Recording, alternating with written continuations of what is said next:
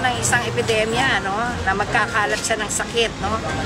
Respiratory diseases, pwede siyang sakit sa balat, pwede siyang magkaroon ng sakit sa mata, at iba't iba pa.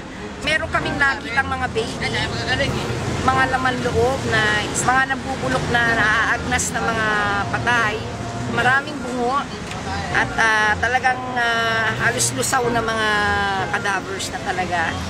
Maraming daga kanina, malalaki na, maraming mga ipis na nagkalat talaga na.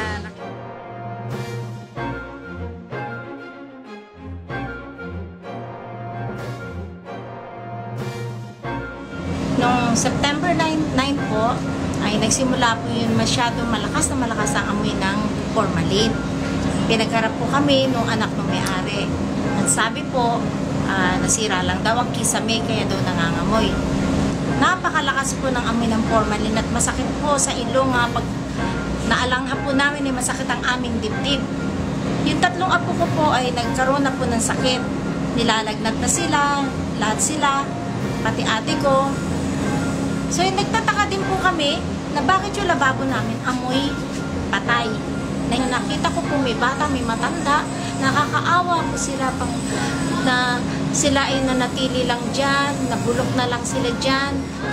Talagang patong-patong sa isang lalagyan, naka-anim. Makikita mo sa balot, 6 sila. Naku, buwan na po namin tiniis yan.